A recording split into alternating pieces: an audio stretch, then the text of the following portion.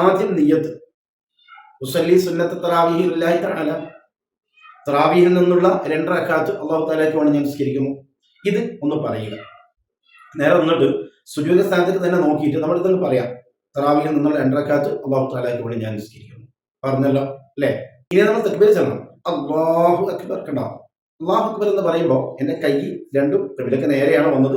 നേരെ കൈ ഉയർത്തി അല്ലെ, ഇവിടെ വരെ ഉയർത്തിയിട്ടേ ഉള്ളൂ, ഒരുപാട് ഉയർത്തിയിട്ടില്ല. സഹോദരിമാരൽപ്പം ചേർത്തുകൊണ്ട്, ശരീരത്തോട് ചേർത്തുകൊണ്ട് ഉയർത്തുക. ഇങ്ങനെ പുരുഷന്മാരിങ്ങനെ ഉയർത്തുമ്പോൾ സഹോദരിമാർ ചേർത്തുകൊണ്ട് അല്ലാഹു അക്ബർ ഇങ്ങനെ ഉയർത്തുക. ശരീരത്തോട് ഇങ്ങനെ ചേർന്നോട്ടെ. എന്നിട്ട് ഈ ഉയർത്തുമ്പോൾ 2 കൈയിന്റെ ഉള്ളം ഭാഗം നേരെ കിബിലക്ക് നേരെ ആവട്ടെ.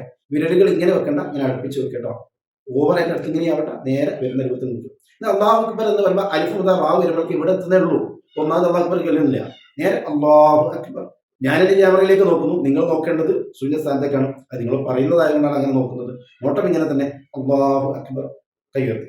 ഈ അല്ലാഹു അക്ബർ എന്ന് പറഞ്ഞ് കൈ ഉയർത്തിയല്ലോ, ഈ സമയത്ത് നേരത്തെ നമ്മൾ നിയ്യത്ത് പറഞ്ഞിരുന്നല്ലോ. ഏതാണ്? തറാവീഹിൽ നിന്ന് 2 റക്അത്ത് അല്ലാഹു തആലയ്ക്ക് വേണ്ടി നിസ്കരിക്കുന്നത് പറഞ്ഞില്ലേ? ആ പറഞ്ഞ കാര്യം മനസ്സിൽ കൊണ്ടുവരിക. അതാണ് നിയ്യത്ത്. നിയ്യത്ത് എന്ന് പറഞ്ഞാൽ കരുതുക എന്നാണ്. അത് മനസ്സിൽ വേണ്ടതാണ്, ഖൽബിയാണ്, മനസ്സിനുള്ളിലാണ് അത് വേണ്ടത്.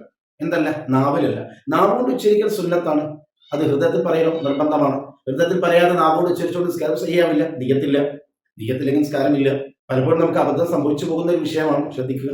അപ്പൊ അല്ലാഹു അക്ബർ എന്ന് പറഞ്ഞ് കൈ ഉയർത്തുന്ന ഈ സമയത്ത് നമ്മുടെ മനസ്സിൽ വരേണ്ടത് നേരെ സൂര്യ സ്ഥാനം നോക്കിയിട്ട് അല്ലാഹു അക്ബർ. ഈ ഉയർത്തും എന്റെ മനസ്സിൽ വന്നു, തറാവീഹിൽ നിന്ന് 2 റക്അത്ത് അല്ലാഹു തആലയ്ക്ക് വേണ്ടി ഞാൻ നിസ്കരിക്കുന്നു.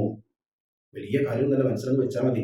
അപ്പോൾ മനസ്സിൽ വെക്കാൻ വേണ്ടിയിട്ടാണ് ആദ്യം നമ്മൾ നാവോടെന്ന് പറയുന്നത്. നാവ് പറയുന്നതോട് കൂടി തന്നെ നമ്മുടെ മനസ്സിലേക്ക് അത് കൊണ്ടുവരാൻ വേണ്ടിയുള്ള തയ്യാറെടുപ്പിലാണ് അല്ലാഹു അക്ബർ ഇങ്ങനെ പറയുന്നത് മനസ്സിലേക്ക് പോകും.